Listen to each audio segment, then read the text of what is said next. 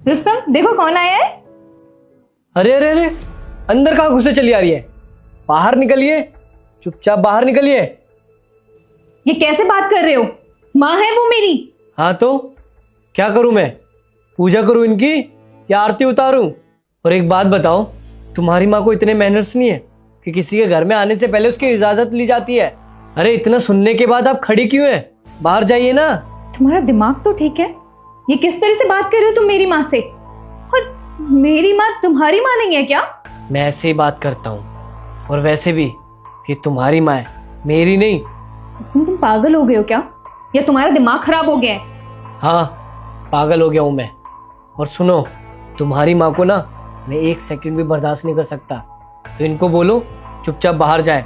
और तुम्हें भी इनके साथ बाहर जाना है ना, तो तुम भी जा सकती हो। रुस्तम अपनी जुबान पर लगाम लगाओ। ये घर जितना तुम्हारा है ना उतना मेरा भी है। और मेरी माँ को यहाँ आने के लिए ना तुम्हारी परमिशन लेने की बिल्कुल जरूरत नहीं है। मेरी परमिशन लेने की जरूरत है, क्योंकि ये मेरा घर है, तुम्हारा नहीं। सुमन, ऐसी क्या बात हुई है? दामाद जी आज इतने गुस्से में क्यों हैं और ऐसा व्यवहार क्यों कर रहे हैं मेरे साथ? पता नहीं माँ इन्हें क्या हो गया है।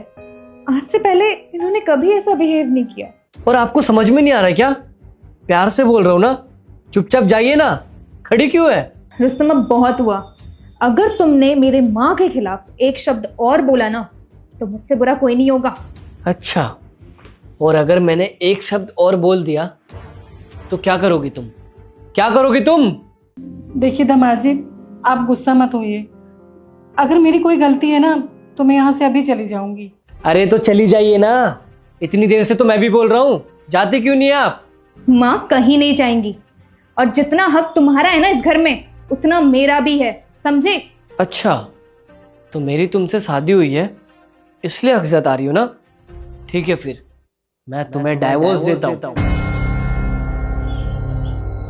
ये क्या बोल रहे हो रुस्तम तुम? तुम्हारा दिमाग तो ठीक है? जो बोल रहा हूँ सही बोल रहा हूँ। और अगर तुम्हें मेरे साथ रहना है ना तो अपनी माँ और मुझ में से एक जने को चुनना पड़ेगा। दामाद जी, मुझे लग रहा है मैंने यहाँ आके गलती की है। देखो, मैं अभी यहाँ से चली जाऊंगी, लेकिन हाँ, जाने से पहले मैं ये ज़रूर जानना चाहती हूँ कि बेटा मुझे ये बता दो मेरा कसूर क्या है, मैंने क्या किया है ऐसा? कसूर आपका नहीं है माँ जी, कसूर तो आपकी लाडली बेटी का है। ये क्या बोल रहे हो रुस्तम? मैंने क्या कर दिया ऐसा? अच्छा, याद नहीं आ रहा होगा ना तुम्हें, मैं याद दिलाता हूँ। क्या मम्मी, आप शाम को आ रही हो? और पापा भी आ रहे हैं? अच्छा ठीक है, आप आ जाइए, मैं आपके फेवरेट मशरूम बनवा के रखता हूँ। हाँ हाँ, सुमन जान के भी खुश होगी, आप लोग आ रहे हैं। ठीक है ठीक है। सुनो, शाम को ना मम्मी पापा आ रहे हैं। तो मैं क्या करूं? क्या करूं? क्या मतलब? उनके लिए मशरूम बनाओ, तुम्हें तो पता है उनको मशरूम कितना पसंद है। अच्छा, मैं क्या उनको नौकरानी दिख रही हूँ कि वो कोई भी फरमाइश करेंगे और मैं झट से पूरी कर दूंगी? अरे तुम कैसी बात कर रही हो यार, ये तुम्हारा फर्ज है। चुपचाप चल के उनके लिए मशरूम बनाओ। तुम्हें ये बात पता है, तुम्हारे माँ बाप ने ना मुझे इस घर की नौकरानी समझ रखा है। जब मुंह उठा के यहाँ चले आते हैं और अपनी नई नई फरमाइशें मेरे सामने रख देते हैं, जैसे कि मैं यहाँ की काम वाली बाई हूँ। और मुझे एक बात बताओ, उन्होंने यहाँ आने से पहले मुझसे परमिशन ली थी? किस परमिशन की बात कर रही हो तुम? इस घर में जितना हक मेरा है ना उनका भी है। उनको यहाँ पे आने के लिए ना किसी के परमिशन लेने की जरूरत नहीं है। मैं तुम्हें एक सही सजेशन दूं, तुम अपने माँ बाप को धर्मशाला भेज दो। सुमन, सुमन मेरी बात तो सुनो। आपको पता है माँ जी, इतने दिनों बाद मेरे मम्मी पापा गांव से मिलने आने वाले थे, लेकिन पूछिए किस तरीके का व्यवहार किया इन्होंने मेरी माँ के साथ। दामाद जी जो भी बोल रहे हैं वो सही बोल रहे हैं क्या? और पता है माँ जी, इसने मुझसे क्या बोला कि अपने माँ बाप को धर्मशाला में छोड़ाऊं। अरे अब तो मुझे इसे अपनी बीवी बोलने में भी शर्म आ रही है। और माँ जी आपको तो पता है कि मैं आपकी कितनी इज्जत करता हूँ। सिर्फ एक हफ्ते के लिए मेरे माँ बाप यहाँ पे आ रहे थे, एक बहू होने के नाते क्या इतनी जिम्मेदारी नहीं बनती इसकी? अगर तूने उनकी माँ के साथ ऐसा किया है ना तो उन्होंने भी कोई गलती नहीं की मेरे साथ ऐसा व्यवहार करके। अगर तू उनके माँ बाप की इज्जत नहीं कर सकती तो तू उनसे क्यों उम्मीद कर रही है कि वो तेरी माँ की इज्जत करे? क्या यही संस्कार दिए थे मैंने तुझे? अरे मेरी परवरिश तो ऐसी नहीं थी।